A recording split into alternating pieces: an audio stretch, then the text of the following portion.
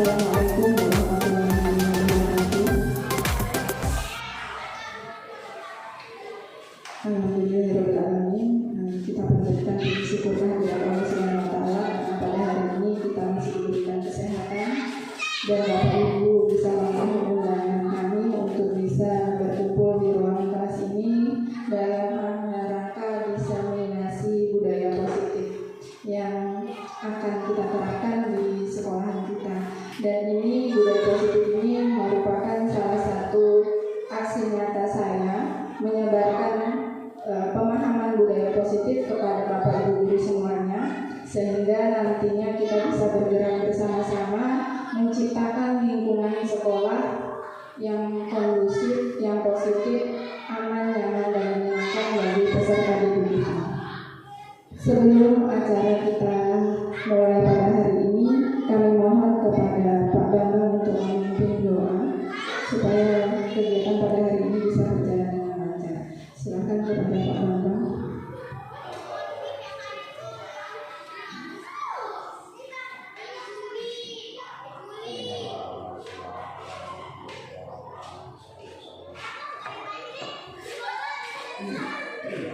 Terima kasih kepada Bapak dan Ibu yang saya hormati. Pertama-tama saya ucapkan terima kasih kepada Bapak Kepala Sekolah yang sudah mengizinkan saya untuk melakukan diseminasi pada hari ini, dan juga terima kasih kepada Bapak dan Ibu Dewan Guru yang sudah bersedia hadir mengikuti aksi nyata saya pada hari ini. Bapak dan Ibu yang saya hormati, di sini akan ada beberapa yang akan kita bahas bersama. Konsep utama tentang budaya positif itu ada disiplin positif dan nilai-nilai kebajikan universal, ada teori motivasi, hukuman dan penghargaan, kemudian nanti ada keyakinan kelas, kebutuhan dasar manusia, restitusi 5 posisi kontrol, dan restitusi segitiga restitusi. Jadi ini yang akan saya bahas bersama dengan Bapak dan Ibu Dewan Guru semua.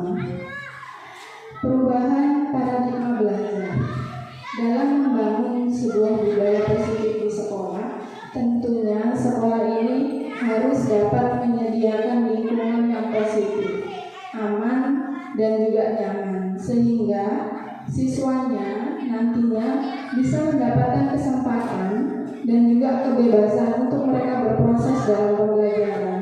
Mereka bisa belajar dengan aman dan menyenangkan. Kemudian mereka juga akan membuat kesalahan-kesalahan, kemudian belajar lagi dari kesalahan, sehingga siswa dapat menyerap suatu pembelajaran. Karena sebetulnya kesalahan itu adalah salah satu bentuk pembelajaran yang akan siswa alami. Jadi kita sering melihat siswa setiap harinya membuat kesalahan, melanggar peraturan. Di situ padahal mereka adalah sedang melakukan proses pembelajaran bagi diri mereka. Kata disiplin positif dalam budaya kita, disiplin itu artinya sesuatu yang dilakukan untuk mendapatkan kepatuhan. Sebagai seorang pendidik, tujuan kita adalah menciptakan anak-anak yang memiliki disiplin diri. Ya Bapak Ibu ya, kita ingin anak-anak kita punya disiplin diri, sehingga mereka bisa berperilaku dengan mengacu pada nilai-nilai kebajikan dan memiliki motivasi intrinsik, motivasi yang muncul dari dalam diri mereka masing-masing, bukan motivasi ekstrinsik atau karena paksaan. Nah, disiplin positif yaitu salah satu cara penerapan disiplin yang bertujuan untuk menumbuhkan kesadaran serta memberdayakan anak untuk dapat melakukan sesuatu tanpa paksaan, tanpa ancaman, dan juga adanya sebuah hukuman. Yang kita rasakan saat ini, anak-anak melakukan sebuah disiplin, masih ada paksaan dari kita, masih ada hukuman yang kita berikan. Ya Bapak Ibu ya, mereka mau melakukan sesuatu karena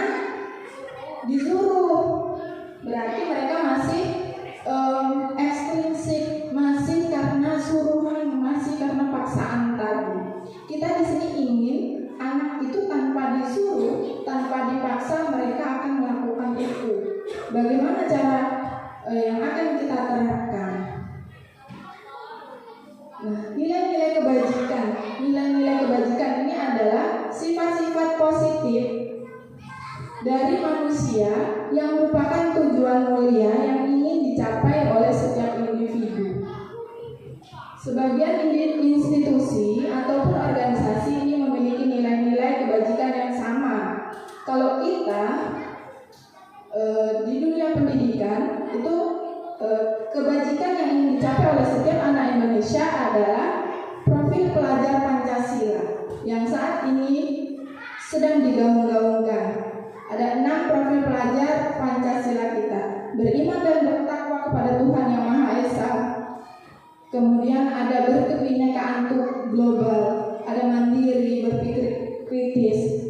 Nah, itu nilai-nilai kebajikan yang ingin ditanamkan dan muncul secara intrinsik dari dalam diri anak didik kita.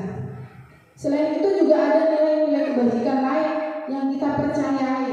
Ada percaya diri, ada jujur, ada bertanggung jawab, semangat, keberanian, toleransi, dan banyak nilai-nilai kebajikan lainnya yang itu ada di sekitar kita, yang ingin anak-anak kita nantinya memiliki nilai-nilai kebajikan ini dalam lingkungan mereka, dalam keseharian mereka.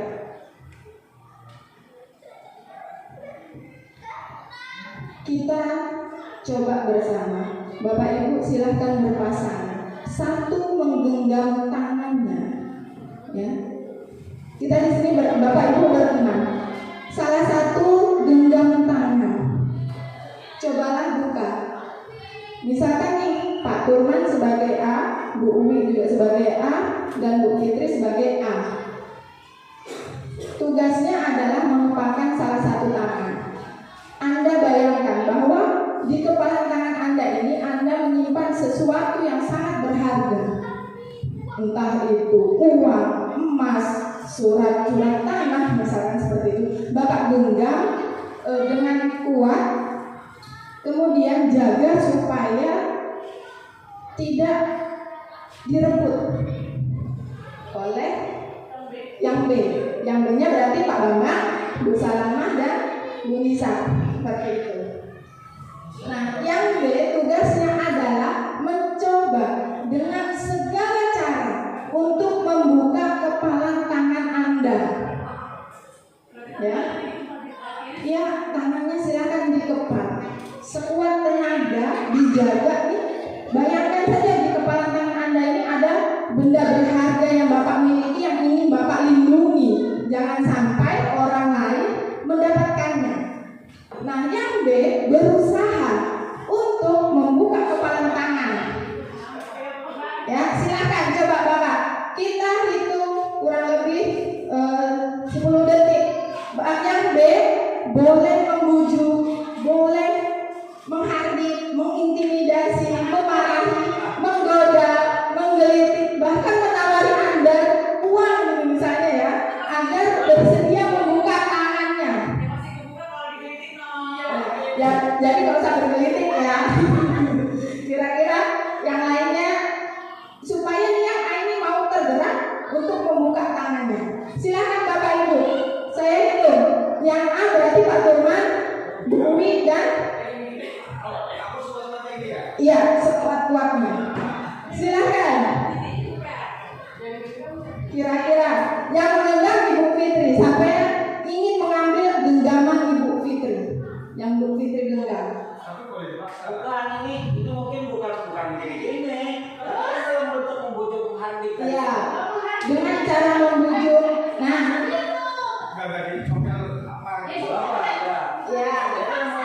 salah jika kita meminta secara halus tidak diberi, maka silakan gunakan cara apapun, menghakimi tadi, mengintimidasi, memarahi.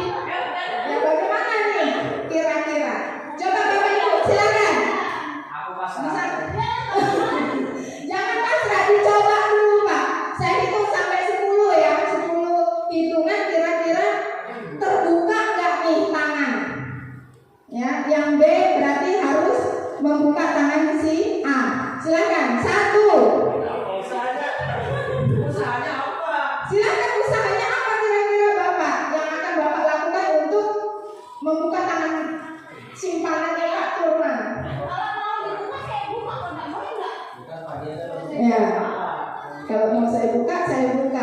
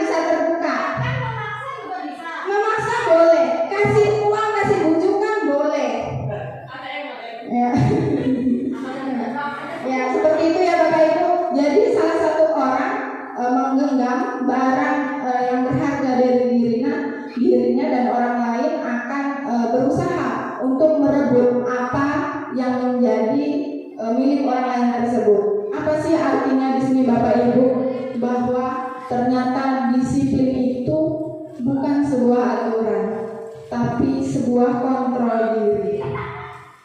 Seperti yang tadi Bu Salamah katakan, kalau kita tidak mau membuka, maka orang lain tidak akan bisa membuka apa yang menjadi kepala tangan kita. Ya nggak Bapak Ibu? Sama seperti di sini. Ya mau dipaksa seperti apapun, ya. Ternyata orang lain yang kita tahu orang lain itu bisa mengontrol kita. Tapi berdasarkan teori kontrol, hanya kita sendiri yang bisa mengontrol diri kita masing-masing. Kalau kita tidak mau membuka tangan tersebut, orang lain tidak akan pernah bisa untuk membuka kepala tangan kita. Tapi begitu kita punya kesadaran, oh boleh deh, silahkan Kak Bapak, kasihan Pak Bambang kayaknya sudah capek mau membuka tangan tadi. Dengan sadarnya kita sendiri yang akan mengontrol tangan kita untuk terbuka. Tapi sebetulnya adalah kita tidak bisa dikontrol oleh orang lain. Kemudian kebutuhan kita sama. Ternyata berdasarkan teori kontrol, kebutuhan kita itu berbeda-beda Bapak Ibu. Ya. Sudah pasti kita punya kebutuhan yang berbeda-beda. Kita di sini juga punya kebutuhan yang berbeda. Bapak Ibu saya kumpulkan di sini, mendengarkan di sini, kebutuhan Bapak Ibu pasti tidak akan sama. Mungkin akan ada, oh saya ingin tahu apa sih isi materinya. Saya mikirnya di rumah yang lain gitu ya. Jadi kebutuhannya itu berbeda-beda berdasarkan teori kontrol. Kemudian semua orang melihat hal yang sama. Stimulus responnya berdasarkan teori kontrol, ternyata setiap orang punya gambaran yang berbeda-beda. Kita sendiri saja lihat, misalkan salah satu anak yang sering kita jumpai di sekolah, satu anak mungkin yang menurut kita lumayan sering membuat masalah. Kita pun berpikirnya pasti akan punya pikiran yang berbeda-beda. Oh, mungkin si anak ini seperti ini, yang lain berpikiran yang lain. Ya. Kemudian saya bisa mengontrol orang lain. Ternyata kita tidak bisa. Berdasarkan teori kontrol, kita tidak bisa mengontrol orang lain. Kemudian ada perilaku buruk. Ini dilihat sebagai suatu kesalahan. Ini sering kita alami. Kita melihat murid kita melanggar suatu peraturan, kita cas itu sebagai suatu hal yang buruk, suatu hal kesalahan. Tetapi berdasarkan teori kontrol, semua perilaku tersebut punya tujuan. Kenapa mereka melakukan hal tersebut? Kenapa mereka melanggar peraturan yang ada, misalkan seperti itu? Karena mereka sebetulnya punya tujuan. Dan kita seringnya kalau mereka sudah salah, ya udah itu kenakalan mereka yang kita lihat. Seperti itu ya Bapak Ibu tadi. Jadi orang lain tidak bisa mengontrol kita, ya. Yang bisa mengontrol kita adalah diri kita sendiri. Sama halnya dengan peserta didik kita. Mereka mungkin mau terkontrol oleh kita karena ada ancaman, ada paksaan, ada hukuman jika mereka tidak melakukan apa yang kita suruh. Selanjutnya, motivasi perilaku manusia, hukuman dan penghargaan. Bapak Ibu, saya mau tanya, setuju atau tidak setuju untuk soal yang pertama? Hukuman dapat mendisiplinkan siswa. Silakan dijawab dan berikan alasannya. Setuju atau tidak setuju? Kalau setuju, kira-kira apa alasannya? Silakan, ada mikrofon. Silakan Bapak Ibu, kita sharing bersama. Kita refleksikan diri kita bersama-sama. Apakah hukuman yang kita berikan selama ini dapat mendisiplinkan siswa kita? Ya, silakan. Nih, bisa. Setujukah atau tidak setuju soal nomor 1? Nanti Bu Fitri mau soal nomor 2 boleh. Kalau menurut pengalaman saya selama ini, yaitu menurut saya cara yang tersingkat, terinstal lah. Memang nurut, cuman ya di sisi lain untuk pembiasan ke depan harus selalu begitu lagi kesadaran diri dari anak itu sendiri gitu loh. Memang simpel dan cepat gitu kan, cuman ya untuk kedepannya tidak berefek jangka panjang gitu. Tidak berefek jangka panjang, hanya jangka pendek saja ya Bu ya. Gimana dengan Bapak? Apakah setuju dengan apa yang diutarakan oleh Bu Nisa? Berarti hukuman dapat mendisiplinkan siswa, setuju atau tidak setuju? Setuju? Tidak setuju, karena tadi seperti yang disampaikan oleh Bu Nisa, dengan hukuman siswa akan patuh dalam jangka waktu yang pendek saja. Nanti berikutnya itu akan diulang lagi, dan tidak muncul kesadaran diri dari mereka masing-masing. Yang kedua, pemberian hukuman dengan hal positif seperti membaca atau membersihkan lingkungan itu dapat meningkatkan disiplin siswa. Sering kita lakukannya. Nah, tanggapan Bapak Ibu, setuju atau tidak setuju sih dengan hal ini? Gimana Bu Fitri? Silakan Bu Fitri. Ya, terima kasih atas kesempatannya. Dalam hal ini saya terkadang tuh menerapkan yang pertama, tapi saya lihat kayak modelnya baru berapa menit nanti dia ngulang lagi, tidak ada jeraknya. Kalau yang kedua ini nggak usah jauh-jauh deh, kemarin tuh ada anak kelas 3 nggak ngerjain PR. Saya pikir kalau saya hukum dengan kayak fisik percuma, apalagi kalau kayak siren kasihan dia. Jadi saya suruh nyapu ngambil sampah, habis itu baru saya ingatkan besok jangan diulangi lagi. Kalau ulangi lagi nggak apa-apa juga sih, nanti kelasnya jadi bersih, seperti itu aja. Jangan berat-berat. Ya, sekian, terima kasih. Walaupun hukumannya dalam bentuk hal yang positif ya Bapak Ibu, dapat mendisiplinkan siswa. Iya, gimana Pak Kepala Sekolah? Setuju nggak dengan apa yang tadi disampaikan oleh Bu Fitri atau punya pendapat lain? Silahkan disampaikan Bapak Ibu. Kita refleksi diri tadi ya, apakah dengan menyuruh anak membaca, mengambil sampah di lingkungan itu hal positif, tapi apakah itu bisa meningkatkan disiplin mereka? Tidak 100% juga. Besok masih mengulang lagi, walaupun dengan hal positif ya sebetulnya, apalagi tadi kalau yang pertama dengan fisik lebih tepatnya seperti itu. Yang kedua tidak juga ternyata. Iya benar sekali. Mereka terpaksa juga loh membaca. Ya, kita kasih hukuman, misalkan mereka terlambat datang untuk piket, akhirnya kita kasih hukuman mereka membaca buku. Mereka membacanya pasti juga asal-asalan, juga males ngapain sih disuruh guru membaca seperti itu. Berarti yang kedua masih setengah-setengah ya, antara setuju dan tidak setuju. Gimana dengan yang ketiga? Memberi penghargaan dapat meningkatkan motivasi belajar siswa.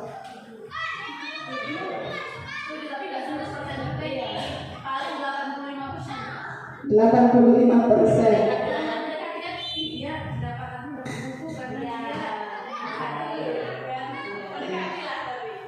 Mendekati dengan penghargaan bisa meningkatkan motivasi, tapi motivasi yang terbentuk juga sebetulnya karena ada maunya, ya, masih tidak bersifat dari kesadaran mereka masing-masing, tetapi mereka melakukan nanti kalau saya lakukan ini pasti guru kasih hadiah, pasti nanti saya akan dapat sesuatu. Bukan hanya pada murid kita, mungkin kita di rumah pun ya sering menerapkan ini pada anak kita sendiri. Nanti kalau naik kelas juara 1 ya nak ya, nanti kita pergi jalan-jalan, belikan sepeda. Contohnya waktu di kelas 2 bersalaman, kalau lolos itu selalu dimotivasi gitu ya Bu. Tetap aja Bu, memang nggak bisa. Ya. Mungkin gini, di sekolah kan dikasih begitu. Nanti di rumah ibaratnya mamanya nggak maksa untuk belajar lagi. Akhirnya kan anaknya malas juga. Ya Bapak Ibu, ternyata hukuman dan penghargaan itu tidak bisa 100% kita untuk mendisiplinkan siswa kita. Jadi harus apa lagi nih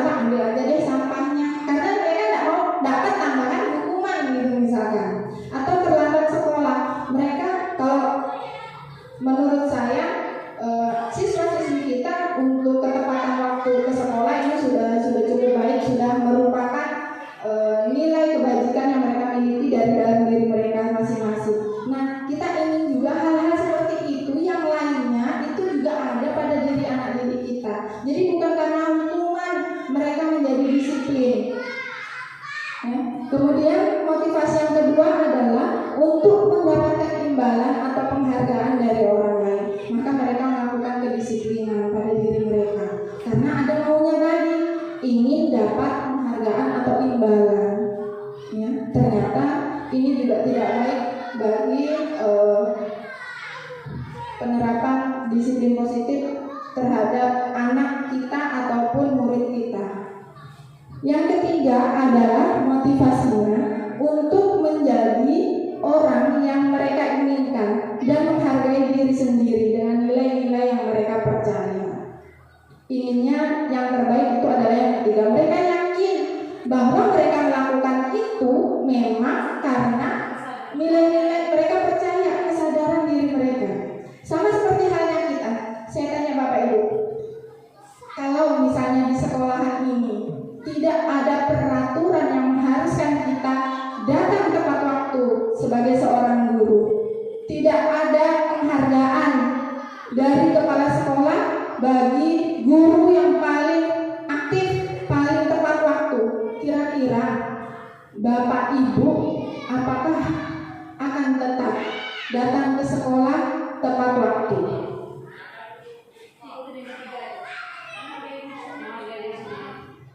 Ikut, iya. Karena kita punya tanggung jawab, kita menghargai diri kita sendiri, karena itu sudah merupakan kewajiban kita. Tanpa ada penghargaan pun kita akan lakukan itu. Ya Bapak Ibu, kita tidak pernah dapat penghargaan dari kepala sekolah sebagai guru yang datang tepat waktu. Tidak ada peraturan yang mengharuskan yang datang ke sekolah tepat waktu. Tapi kenapa kita datangnya tepat waktu terus? Karena kita bertanggung jawab. Nilai kebajikan tanggung jawab itu lah yang sudah tertanam, yang sudah kita sadari, yang kita miliki, dan itu akhirnya menjadi kebiasaan baik kita. Seperti itu Bapak Ibu, dan itu inginnya pada seluruh anak-anak didik kita sampai kapanpun mereka juga punya nilai-nilai kebajikan seperti itu. Kenapa sih kalau Senin Selasa harus pakai merah putih? Karena sudah menjadi sebuah peraturan yang tidak tertulis, tapi memang seperti itu sudah harus dilakukan, begitu ya Bapak Ibu. Tapi kan berarti Ya.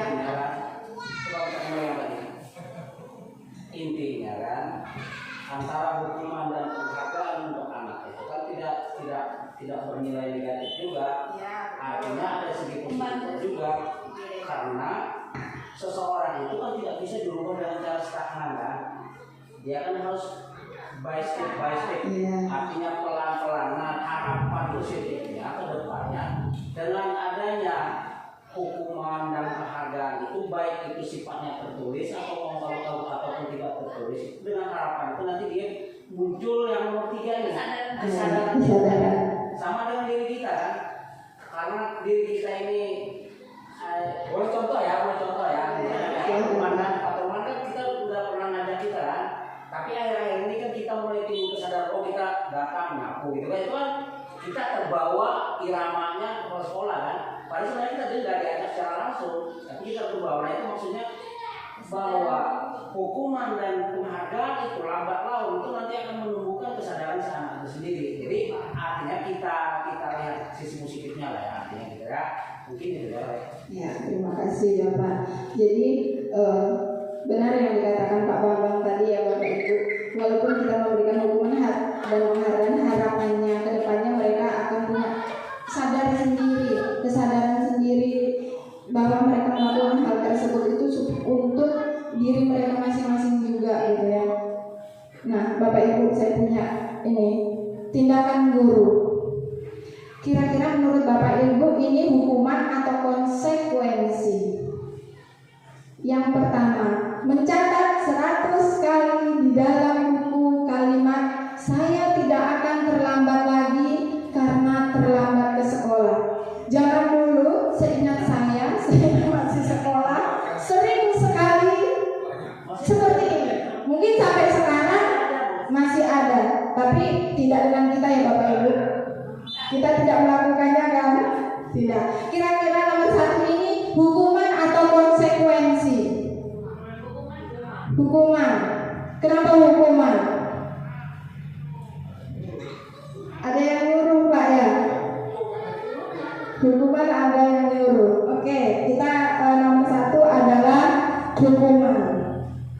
Yang nomor 2 gimana Bapak?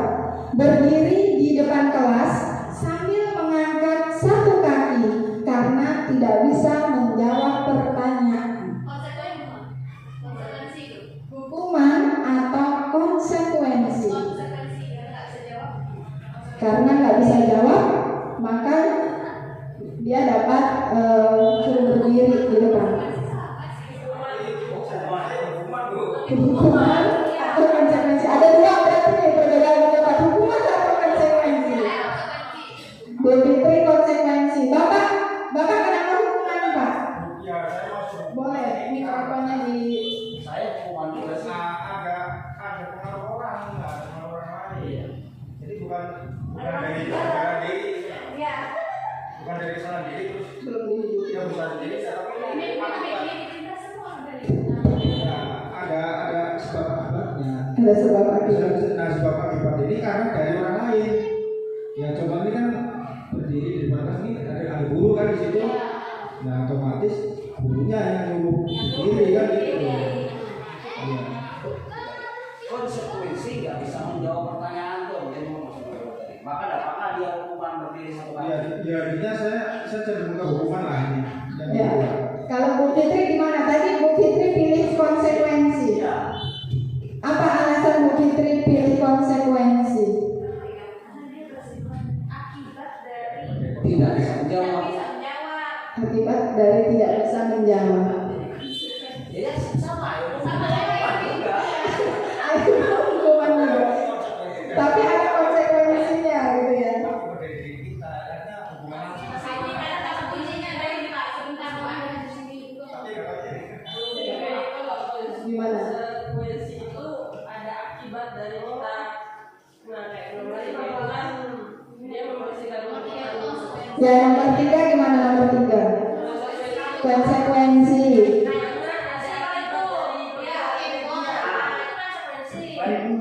Apa lagi nah? Kalau menurutku konsekuensi itu bisa dari orang lain ke kita, bisa maksudnya gini, bisa dari diri kitanya. Kenapa saya apa ya namanya ya? Saya melakukan kesalahan, itu konsekuensi saya. Misalnya baik dari kalau dari Pak Turman tadi itu kan yang nomor 2 itu tidak bisa menjawab pertanyaan, maka konsekuensinya berdiri satu kaki. Berarti yang nomor 1 juga gitu kan, tidak bisa apa namanya mencatat satu kali dalam buku kalimat karena terlambat. Jadi konsekuensi itu menurutku ya apa namanya, karena dia tidak bisa melakukan apa yang sudah diperintahkan. Ya. Sudah dapat Apa? di Google. Nomor 4 gimana Bapak Ibu? Murid diminta bertelanjang kaki sepanjang hari karena tidak menggunakan sepatu warna hitam sesuai peraturan. Hukumankah atau konsekuensi? Silakan Bu Wid Salama bisa memberikan pendapatnya. Nomor 4. Hukuman. Iya, Hukuman. Bu Fitri hukuman. Gimana Bu Salama dan Bu Wid? Berarti 1, 2 itu konsekuensi ya, oke.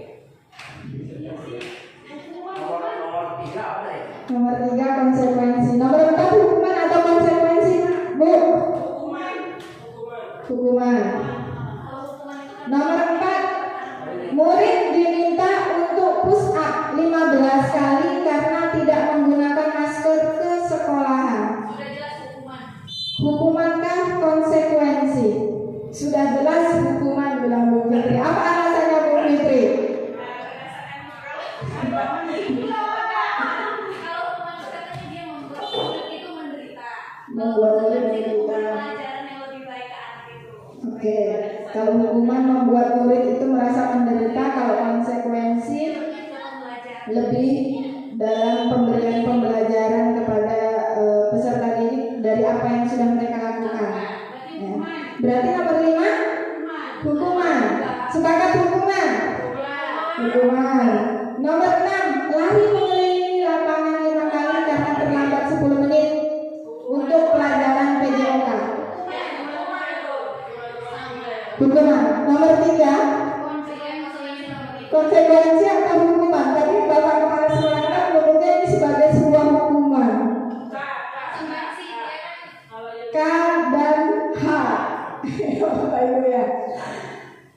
Gimana? Apa perbedaannya antara hukuman dan konsekuensi menurut Bapak dan Ibu? Menurut Bapak dan Ibu, apa perbedaan hukuman dan konsekuensi? Karena sepertinya semuanya jatuh menjadi hukuman nih. Ya Bapak, tidak ada konsekuensi. Kira-kira apa perbedaan dari hukuman dan konsekuensi? Jangan-jangan sama. Beda kalau hukuman itu. Kalau hukuman bisa pakai Nah, kalau hukuman Hukum itu ada aturan berarti ya. Kalau hukuman itu menurut saya sebetulnya membuat jerah ya.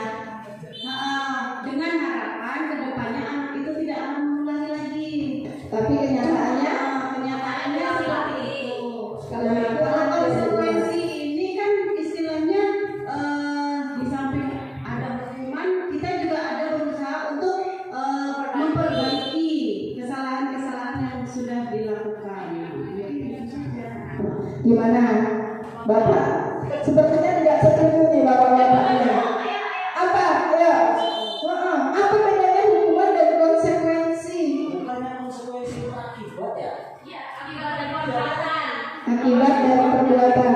Akibat yang muncul karena ada sebab tadi. Ya, benar. Sebabnya dihukum, jadi Iya sebab itu sama dengan hukum kan? Akhirnya muncullah sebab akibatnya itu konsekuensinya tadi. dari konsekuensinya setelah melakukan kesalahan diharapkan kedepannya kok gitu. Iya. Iya, benar-benar semua Bapak dan Ibu ya. Gini, kalau hukuman, ya, kita bahas nomor satu. Nomor satu itu benar hukuman. Kenapa benar hukuman? Karena dilakukan sepihak oleh guru tanpa ada bagibu kepada murid.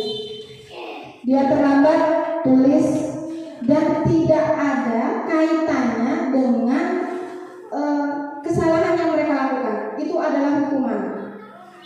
Sebuah hukuman yang tidak ada kaitan dengan apa kesalahan yang sudah mereka lakukan, itu bentuk hukuman. Kalau konsekuensi, sebuah hukuman yang memang sudah tertulis kemudian ada hubungannya dengan apa kesalahan yang sudah mereka lakukan. Kalau nomor satu, apa hubungannya terlambat dengan menulis 100 kata? Tidak ada. Yang ada murid jadi capek, ngomel, dendam nih bu guru nih. Ngapain sih suruh nulis? Besok tidak terlambat lagi, itu lagi dibuat. Kemudian nomor dua, ya. Muncul pertanyaan. Iya. Kalau misalnya ada kesepakatan yang antara guru dengan ingat ya besok ya siapa yang terlambat ya tak suruh nulis 100 kali jangan terlambat. Nah itu gimana? Itu jatuhnya jadi konsekuensi karena mereka sudah tahu sebelumnya kalau terlambat bakalan dapat hukuman menulis 100 kali. Tapi seandainya nih betulan besok terlambat lagi, terus lagi tiap hari. Tetap menulis lagi apakah? Apakah guru itu akan seperti itu terus? Nah itu, iya benar. Alasan dia terlambat dia nggak terlambat. Nah, seharusnya diselidiki kenapa ya anak terlambat gitu. Tidak serta-merta langsung kasih hukuman menulis 100. Yang kedua ya Bapak Ibu berdiri di depan kelas sambil mengangkat satu kaki karena tidak menjawab pertanyaan. Ini adalah bentuk hukuman, bukan konsekuensi. Kalau konsekuensi seperti ini bunyinya, paling tidak nanti di awal nanti yang nomor kalau tidak bisa menjawab di nomor sekian misalnya, maka kalian akan ditambah nih soal yang lain misalkan seperti itu konsekuensi. Jadi berkaitan dengan apa yang mereka lakukan. Nomor ketiga, konsekuensi itu benar karena sudah menumpahkan air, maka konsekuensinya dia harus membersihkannya. Seperti itu. Nomor 4, murid diminta bertelanjang kaki. Menurut Bapak Ibu ini adalah hukuman. Ini adalah sebuah konsekuensi karena sudah ada peraturan harus menggunakan kaos kaki bersepatu berwarna hitam sesuai peraturan sekolah. Jadi kalau konsekuensi itu berdasarkan peraturan. Iya, ada aturannya. Kemudian Kemudian nomor 5, murid diminta push up 15 kali karena tidak menggunakan masker. Benar hukuman, karena tidak ada kaitannya, tidak ada hubungannya pakai masker dengan kesalahan yang sudah mereka lakukan. Yang terakhir nomor 6, ini biasanya sering dilakukan oleh guru PJOK. Jika terlambat 10 menit 5 kali keliling lapangan. Ini adalah bentuk konsekuensi. Karena sudah menjadi sebuah peraturan bahwa belajar datang ke pembelajaran berikutnya tidak boleh terlambat. Kalau terlambat akan ada hukuman yang mereka dapatkan, konsekuensi dari perbuatan yang sudah mereka lakukan. Seperti itu Bapak Ibu ya, tentang hukuman dan konsekuensi. Nah, selanjutnya keyakinan kelas. Bapak Ibu sudah buat kesepakatan kelas. Saya yakin yang sudah menerapkan kurikulum Merdeka 2 tahun sebelumnya, kesepakatan kelas ini sering dibuat.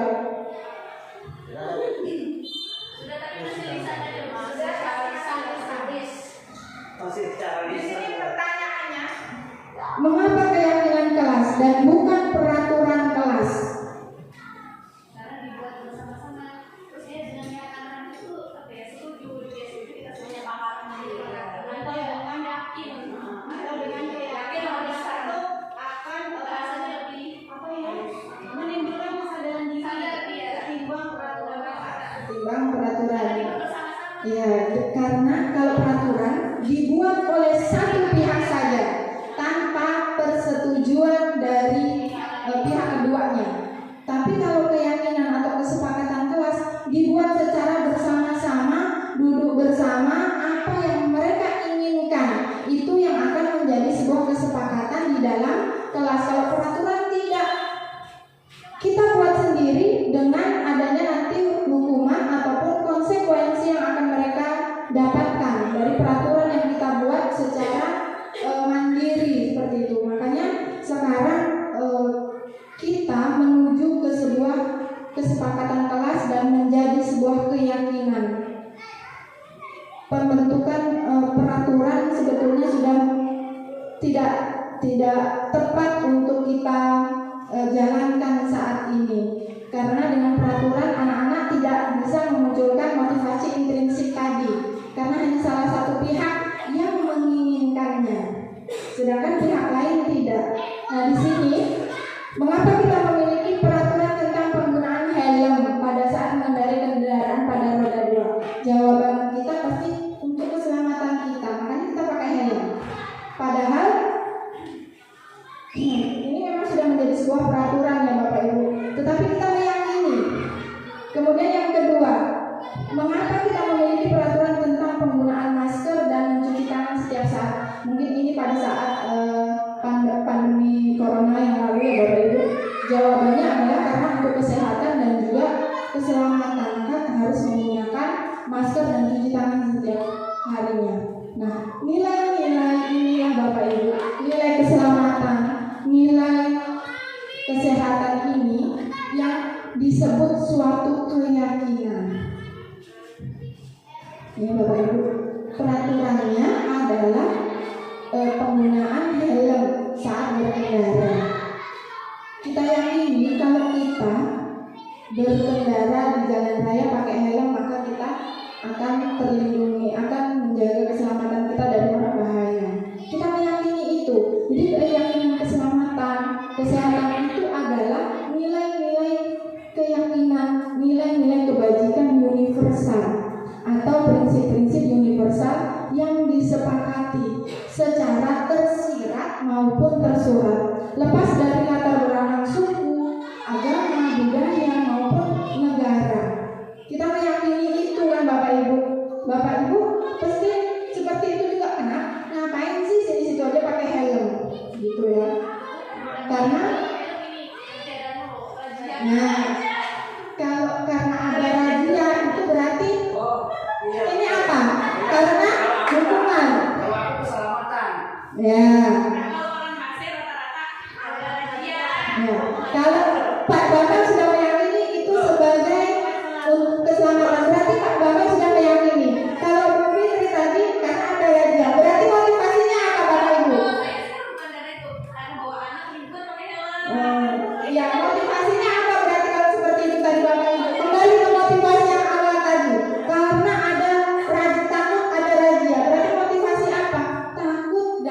hukuman. Ya. Jadi betul, harus klik kalau pakai yang berstandar SNI ya Pak ya.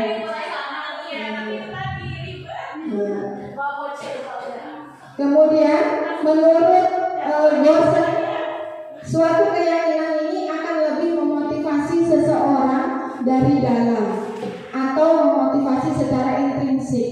Seseorang akan lebih tergerak dan bersemangat untuk menjalankan keyakinannya daripada hanya sekedar ikut peraturan.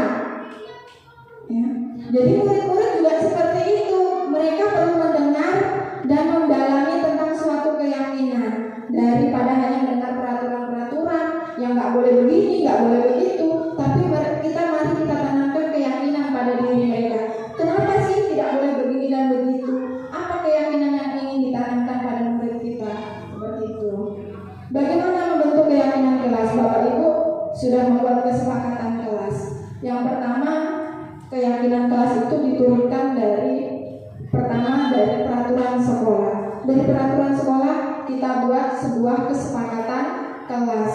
Dari kesepakatan kelas ini bersifat abstrak ya Bapak Ibu, nyata. Kemudian dituliskan dalam pernyataan universal. Keyakinan kelas senantiasa dibuat dalam bentuk positif.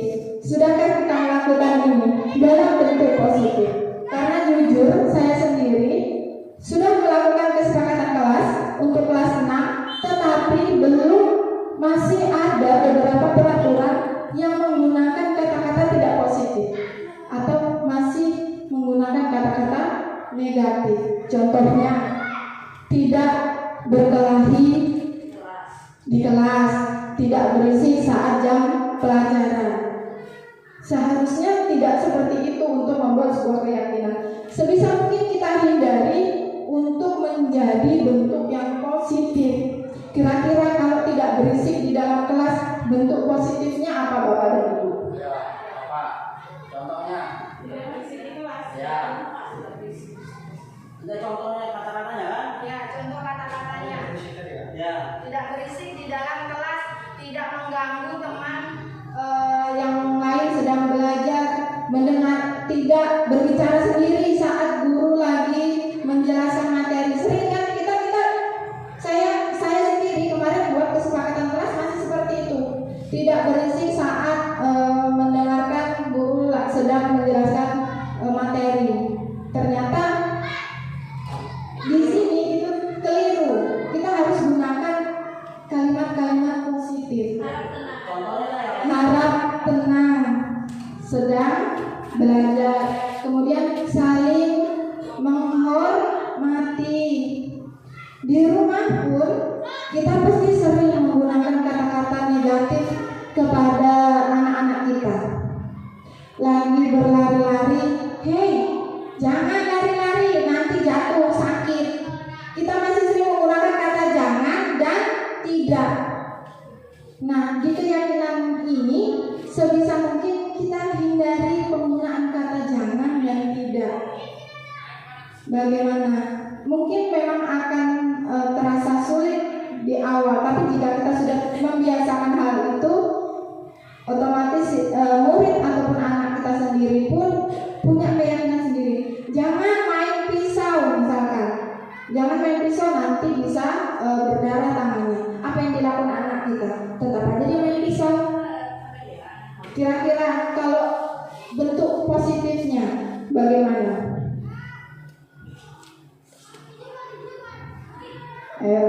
Bapak Ibu sering kan di rumah? Ren, jangan main pisau Ren, nanti tanganmu berdarah Ren. Jangan Ren. Iya, spontan.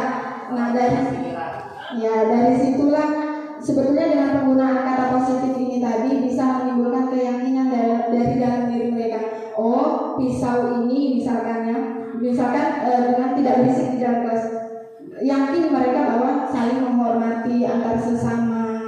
Seperti itu akan tumbuh dari diri mereka. Kemudian keyakinan kelas ini tidak usah terlalu banyak sehingga mudah mudah diingat dan dipahami oleh seluruh warga kelas. Nggak usah banyak-banyak sampai 20 kesepakatan. Nggak ada yang diingatnya. Paling banyak itu 7 Bapak Ibu. Paling banyak 7 itu sudah kebanyakan kalau mungkin bagi murid sekolah dasar kelas 3, kelas 1 ya. Yang simpel-simpel, yang mudah diingat dan mereka akan tidak boleh seperti ini karena ini melanggar sebuah keyakinan yang sudah disepakati bersama-sama.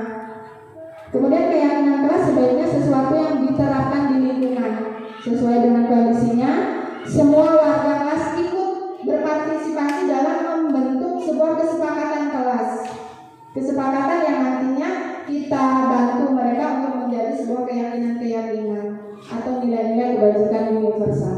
Dan tentunya setelah apa yang sudah kita buat, kita evaluasi kembali, kita tinjau kembali apakah keyakinan kelas yang sudah kita buat itu semuanya sudah berjalan. Kalau sudah berjalan, kita bisa terapkan lagi berikutnya. Kalau belum, kita bisa ubah kembali ya Bapak Ibu. Ini contoh keyakinan kelas untuk kelas 1. Setiap anggota kelas perlu belajar. Berarti kalau perlu belajar ini kegiatannya seperti apa? Tidak berisik tadi Bapak Ibu, ya. Kemudian tidak ganggu teman. Jadi mereka yakin semuanya perlu belajar. Belajarnya bagaimana? Dengan tenang, dengan mendengarkan guru saat berbicara, saat menjelaskan materi dan sebagainya.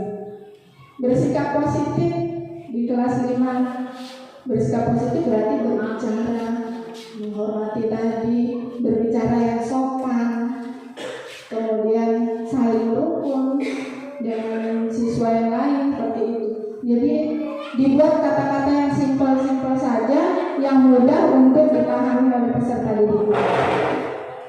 Selanjutnya, setiap anak melakukan kesalahan karena ada kebutuhan. Karena tadi di awal ada seseorang itu melakukan kesalahan karena punya tujuan. Tujuannya adalah memenuhi kebutuhan dasar manusia. Saya punya kasus di sini Bapak Ibu. Silahkan kita simak bersama-sama, kita analisis bersama. Ibu Ambar, guru wali kelas 2 di SD Pelita Hati, sedang bingung menghadapi ulah salah satu murid yang bernama Doni. Beberapa anak di kelas 2 datang padanya dan mengeluhkan Doni yang seringkali meminta bekal makan siang mereka dengan paksa. Kalau Anda menghadapi seperti Ibu Ambar ini, apa yang akan Bapak Ibu lakukan? Menanyakan sebabnya kepada Doni. Kalau Pak Bambang, traktir makan Bu Lisa. Di mana? Sering ini permasalahan yang sering terjadi di lingkungan kita juga ya. Murid kita mungkin pasti juga ada yang mungkin contohnya seperti ini, minta jawabannya teman. Kenapa mereka melakukan tadi? Bilang Bu Wi, kita tanya dulu kenapa mereka melakukan hal tersebut. Kira-kira alasannya apa Doni melakukan itu? Ya, bisa mungkin karena lapar, nggak bawa duit, bisa juga jahil. Oke. Nah, Bapak Ibu, dari kasus itu tadi, ternyata seluruh tindakan manusia punya tujuan tertentu. Sama Doni tadi juga pasti punya tujuan tertentu. Semua yang kita lakukan adalah usaha terbaik kita untuk mendapatkan apa yang kita inginkan. Kemudian ketika seorang murid melakukan suatu perbuatan yang bertentangan dengan nilai-nilai kebajikan atau melanggar peraturan, hal itu sebenarnya dikarenakan mereka gagal memenuhi kebutuhan dasar mereka. Kebutuhan dasar manusia ada 5. Yang pertama, kebutuhan bertahan hidup, kasih sayang dan rasa diterima, kebutuhan penguasaan, kebutuhan kebebasan dan kesenangan. Kira-kira Doni tadi kebutuhan apa yang ingin dipenuhi dari 5 kebutuhan ini? Kalau dia tadi kita tanya ya lapar ya. dasarnya bertahan hidup karena mungkin karena Si Doni lapar, belum bawa bekal dari rumah, makanya dia minta bekal temannya. Kalau rasa sayang dan diterima, kira-kira apa yang Doni, kenapa Don? Apa yang dilakukan Doni untuk mendapatkan kasih sayang dan rasa diterima? Dengan dia mengambil paksa jajanan temannya, karena dia dapat perhatian dari temannya. Benar sekali Bapak Ibu. Kemudian penguasaan, adakah kebutuhan dasar penguasaan pada diri Doni saat meminta makanan temannya tadi? Merasa berkuasa, ya, karena ketua kelas. Minta diakui paling hebat. Minta diakui paling hebat, ya benar sekali Bapak Ibu. Kemudian kebebasan, suka-suka melakukan hal. Ya. Kalau kesenangan, senang melihat temannya digangguin, ya Bapak Ibu. Ternyata ada tujuan tertentu dia melakukan hal tersebut. Sama dengan murid kita yang setiap hari kadang kita omelin, ya Bapak Ibu. Ya entah dia cari perhatian dengan rasa kasih sayang ini kan, atau karena itu mencari kesenangan pada diri dia, kemudian mencari kebebasan, atau ingin diakui tadi penguasaan pada dirinya, ya Bapak.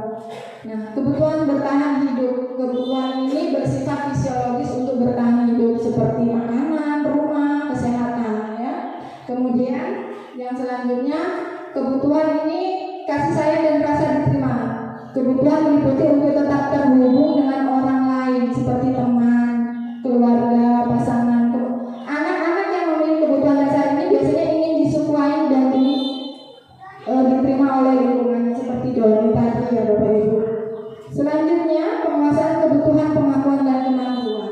Ini berhubungan dengan sesuatu, untuk mencapai sesuatu, menjadi kompeten, menjadi terampil, diakui atas prestasi dan keterampilannya, didengarkan, dan memiliki rasa harga diri. Kebutuhan ini dilakukan karena ingin ini tadi punya kompeten, dilihat oleh orang lain. Kemudian kebebasan, kebutuhan dan pilihan. Karena kebebasan ini maka berhubungan dengan kemandirian, otonomi, memiliki pilihan dan mampu mengendalikan arah hidup seseorang. Anak-anak yang punya kebutuhan kebebasan ini yang tinggi, maka mereka menginginkan pilihan. Mereka perlu banyak bergerak, suka mencoba-coba, tidak terlalu terpengaruh orang lain, dan senang mencoba hal-hal yang baru dan menarik. Kalau si Doni tadi berarti mungkin lauk atau makanan yang dibawakan orang tuanya itu saja. Makanya dia ingin lihat punya teman yang lain, akhirnya dia tertarik. Dan terakhir, kesenangan. Kebutuhan akan kesenangan untuk mencari kesenangan, bermain dan tertawa. Anak-anak dengan kebutuhan ini biasanya ingin menikmati apa yang mereka lakukan. Mereka ingin konsentrasi tinggi saat mengerjakan hal yang disenangi. Mereka suka permainan dan suka mengoleksi barang, suka bergurau, suka lucu dan juga menggemaskan. Kemudian saat mereka bertingkah laku buruk, mereka masih terlihat lucu. Nah, tadi si Doni sudah berbuat yang tidak baik dengan temannya dengan merebut makanan teman tadi. Dia ingin temannya yang lain pasti kan marah, cemburu, dan Doni suka dengan hal tersebut. Mungkin seperti itu ya. Untuk 5 kebutuhan dasar manusia yang harus kita ketahui, yang nantinya bisa kita lihat pada diri peserta didik kita. Kenapa sih mereka melakukan suatu pelanggaran peraturan gitu? Nah, restitusi 5 posisi kontrol. Sudah sering mendengar restitusi Bapak Ibu?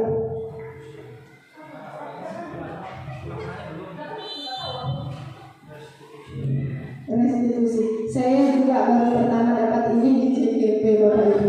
Ya, apa itu restitusi? 5 kontrol posisi, 5 posisi kontrol guru. Ya, di sini ada pemukul, ada membuat merasa bersalah.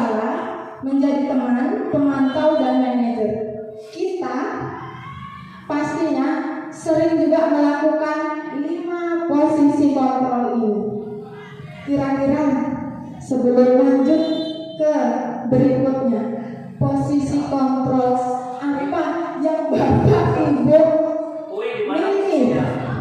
Ui di mana? nah, terhadap murid kita, Aku di nomor 3 dah. terhadap murid kita, yang sering kita lakukan terhadap murid kita itu di posisi yang mana sih? Manajer. Oke, bisa manajer nih katanya. Bu Kwi, teman, Bapak teman juga ya. Oke, kita akan tahu posisi-posisi ini yang seperti apa sih Bapak Ibu. Kita simak videonya. Katanya saya kan kalau saya kelima-limanya itu ada Kelima-limanya ada dalam diri kita. sesuai sama kondisinya. Oke, kita nonton dulu Bapak ya Ibu. 5 posisi kontrol.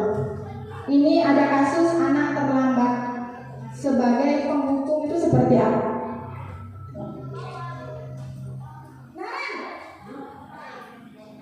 Sini kamu. Selalu terlambat. Kamu deh, pasti terlambat.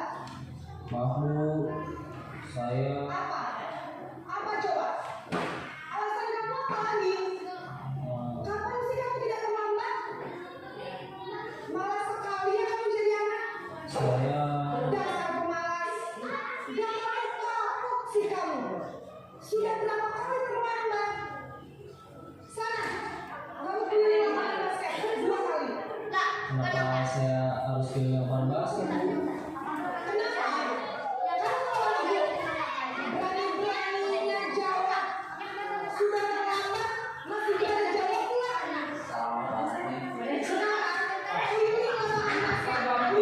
Ini posisi pemimpin ya Bapak Ibu ya. Posisi penghukum biasanya berbicara dengan nada tinggi, menghardik, menunjuk, menyakiti, dan mengunggul. Hukuman bisa berupa fisik maupun psikis. Ibu dan bapak guru, dampak yang terjadi pada murid ketika guru Penghukum, murid menjadi pendendam, tidak menyukai guru atau mata pelajaran yang diambil. Dampaknya seperti itu Bapak Ibu jika kita menjadi penghukum. Selanjutnya posisi pembuat merasa bersalah.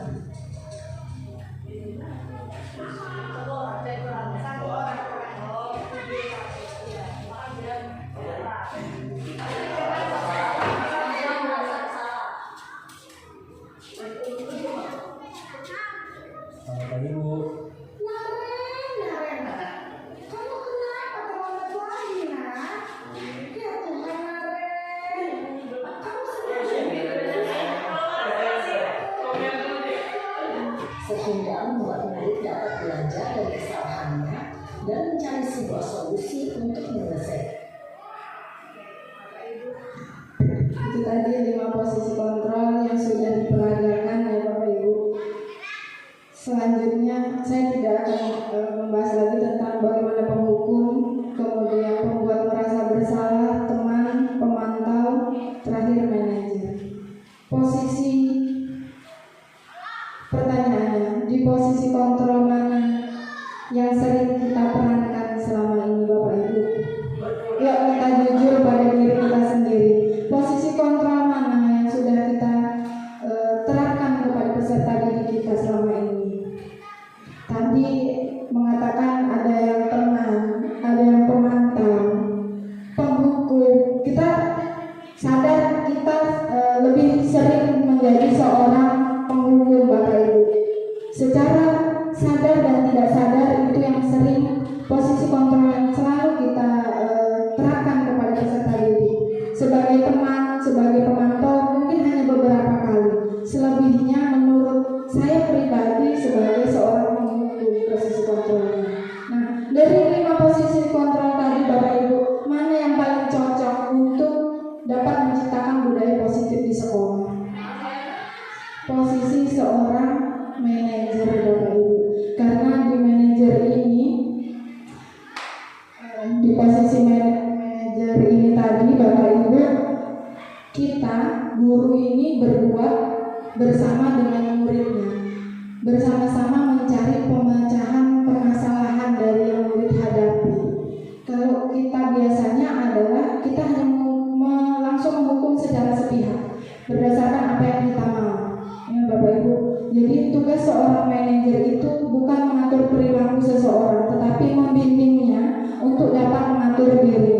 sesuai dengan video tadi yang sudah kita simak bersama.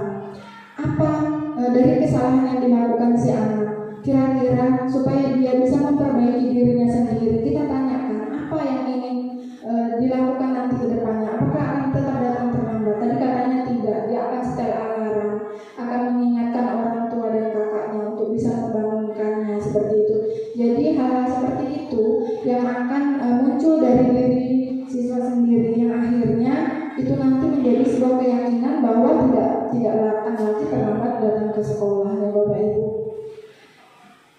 Nah, posisi manajer tadi yang sesuai yang diterapkan, penerapannya tentunya dengan restitusi, ya Bapak Ibu.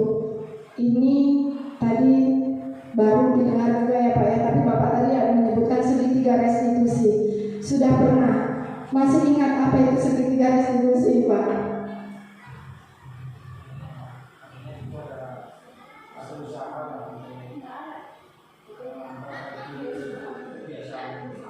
Untuk memperbaiki kebiasaan anak, ya. Bapak dan Ibu, restitusi ini adalah sebuah cara untuk menanamkan disiplin positif pada murid dengan cara kita bukan sebagai penghukum tentunya ya pada posisi kontrolnya, kita sebagai seorang manajer. Karena kalau kita sebagai penghukum, sebagai teman, kalau teman tadi dia hanya akan berlaku bagi satu atau dua orang guru yang dia percaya saja, selebihnya dia tidak akan mau mendengarkan, biasanya seperti itu. Nah, restitusi adalah proses menciptakan kondisi bagi murid untuk memperbaiki kesalahan mereka, sehingga mereka bisa kembali pada kelompok mereka dengan karakter yang lebih kuat. Jadi jika ada suatu kesalahan, kita terapkan restitusi, bukan ujuk-ujuk langsung memberikan sebuah hukuman atau konsekuensi kepada mereka. Ini tadi menurut dosen. Kemudian restitusi menurut Carlsen Gassen, restitusi sebuah proses kolaboratif yang mengajarkan murid untuk mencari solusi untuk masalah dan membantu murid berpikir tentang orang seperti apa yang mereka inginkan dan bagaimana mereka harus memperlakukan orang lain. Tadi di posisi manajer itu sudah diterapkan suatu proses restitusi di mana memecahkan permasalahannya bersama-sama antara guru dan murid. 9 ciri restitusi.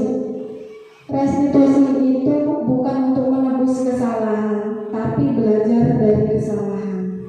Kemudian restitusi itu untuk memperbaiki hubungan. Restitusi itu adalah sebuah tawaran, bukan paksaan. Jadi ditawarkan kepada peserta didik kita, mau seperti apa nanti ke depannya, mau bagaimana kamu ke depannya, seperti itu. Dan bukan dipaksa, kamu harus lakukan ini sesuai dengan kemauan Bapak atau Ibu gurunya. Kemudian restitusi itu menuntun untuk melihat ke dalam diri peserta didik kita. Restitusi mencari kebutuhan dasar yang mendasari tindakan.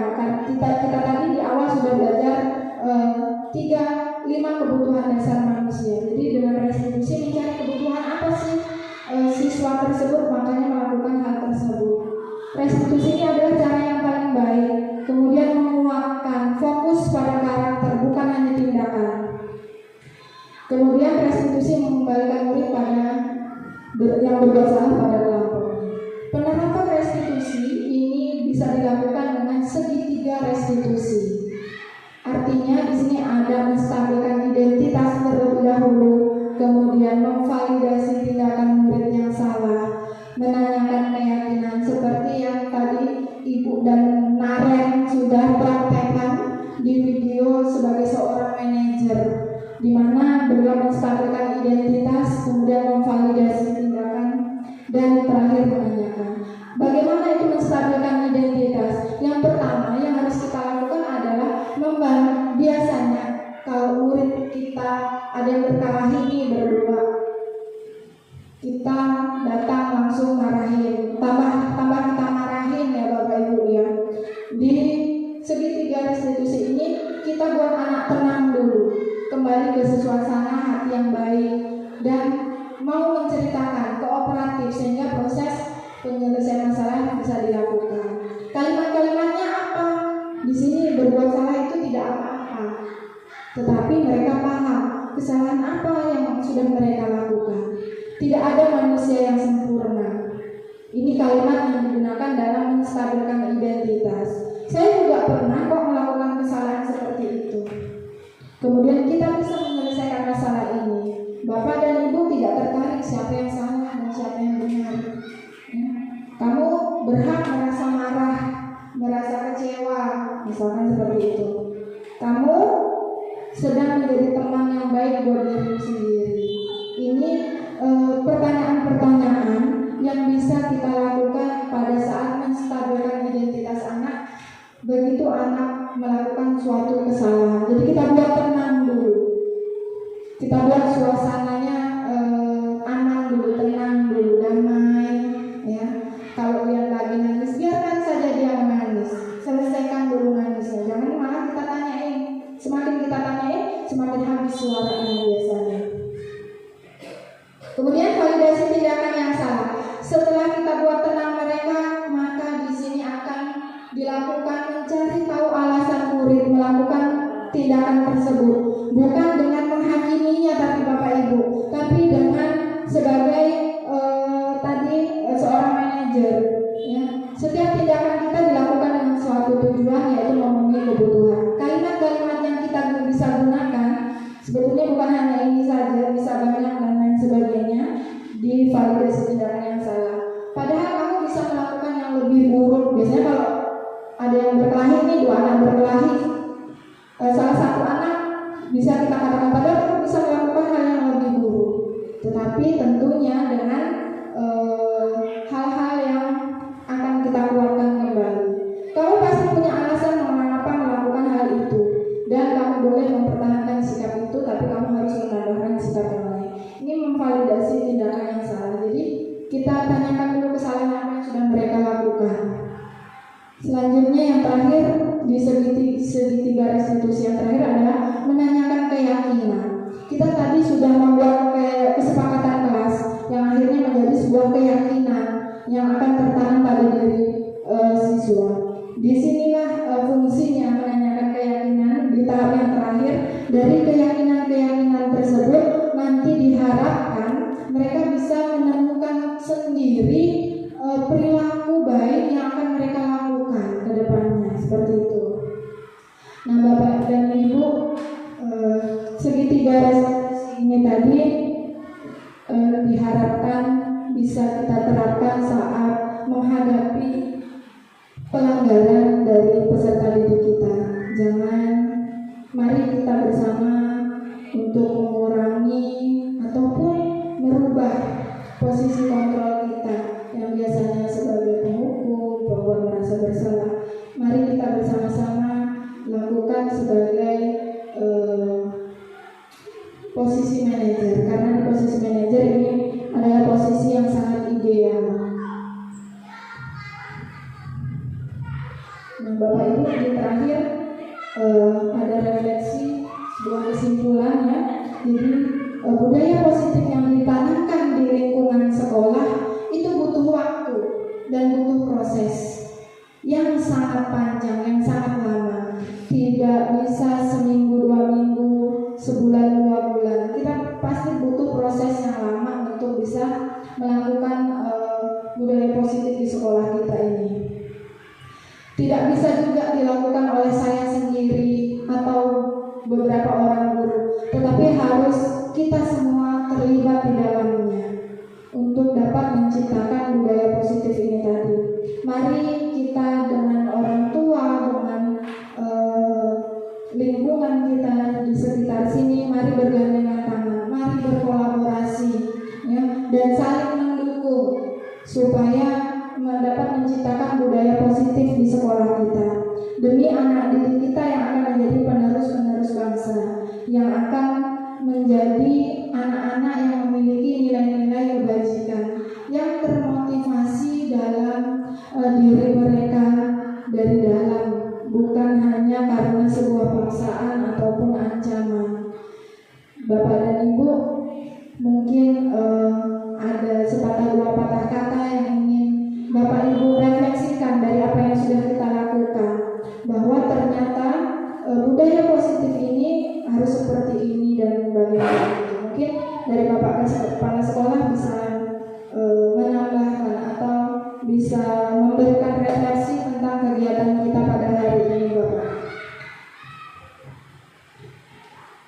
Terima kasih pada Bapak Guru. Jadi setelah kita mengikuti kegiatan aksi nyata dari Budar ini, ya setidaknya kita memahami sampai di mana atau di posisi mana kita pada saat ini yang berhubungan dengan kedisiplinan tadi, artinya pembentukan budaya positif tadi. Dengan adanya teori-teori yang sudah disampaikan tadi oleh Bu Darbi, jadi saya berharap kepada Bapak Ibu untuk bisa melaksanakan apa yang sudah disampaikan tadi, walaupun mungkin ini tahapannya cukup lama, karena apa yang kita laksanakan yang sudah ini mungkin ada sebagian sudah masuk di dalam teori tersebut, ada juga yang mungkin bentuk kesalahan kita juga karena terbiasa, jadi seolah karena terbiasa di seolah itu benar ya, padahal menurut teori tadi banyak yang salah teori itu. Ya mungkin teorinya ini sudah berubah lah artinya. Di zaman kita dulu mungkin beda bagaimana cara mendisiplinkan anak dan sebagainya. Itu tadi karena mungkin ada perkembangan kurikulum baru ini, jadi semua berubah. Nah perubahan ini yang mungkin terpengaruh dari perkembangan teknologi tadi. Zamannya kita sekolah dulu kan nggak ada istilah apa namanya kayak HP dan sebagainya, jadi lebih cenderung ke pendisiplinan secara fisik gitu. Nah sekarang mungkin kalau kita terapkan secara fisik nggak mempan lagi karena anak-anak sudah kebal sudah. Nah mungkin dengan cara kasih sayang tadi, artinya gimana kita menghukum anak dengan cara-cara yang lebih apa ya, lebih humanisme lah gitu ya, lebih ke arah memanusiakan manusia lah ceritanya gitu. Nah ini memang kalau kita terapkan sebenarnya pendidikan kita bisa lebih baik lagi. Cuma kendalanya kan kita masing-masing ini kan punya prinsip yang beda-beda ini. Nah, jadi menurut saya nggak bisa kayak gini, menurut saya nggak bisa seperti ini. Nah dari perbedaan-perbedaan ini nanti kita bandingkan dengan teori yang sudah disampaikan tadi. Nah, saya rasa kalau namanya teori kan sudah melalui proses uji coba lah artinya gitu. Jadi tingkat keberhasilannya itu lebih tinggi dibanding dengan apa yang kita yakini itu benar ya. Kadang kita meyakini wah si anak ini supaya dia disiplin harus dipukul, ternyata teorinya salah. Mungkin salah juga dengan cara kasih sayang yang terlalu berlebihan juga mungkin salah. Karena itu marilah kita bersama-sama untuk bisa meningkatkan bagaimana melayani siswa di sekolah kita ya. Baik Bapak dan Ibu, terima kasih untuk penghormatan dan refleksinya dari Bapak Kepala Sekolah. Benar tadi yang dikatakan Bapak Kepala Sekolah bahwa memang ini butuh waktu proses yang panjang, tidak bisa dilakukan sendiri, tapi kita harus bersinergi bersama, berkolaborasi untuk dapat menciptakan lingkungan sekolah yang positif bagi peserta didik kita. Bapak dan Ibu guru hebat, terima kasih untuk waktunya pada hari ini. Saya cukupkan sampai di sini. Jika nanti ada pertanyaan ataupun ingin mengetahui lebih jauh lagi tentang materi yang sudah saya bahas sekilas saja Bapak Ibu, dan nanti kita bisa lakukan lagi di lain kesempatan. Saya ucapkan terima kasih banyak dan terima kasih atas kerjasamanya dari Bapak dan Ibu semua. Saya akhiri, wassalamualaikum.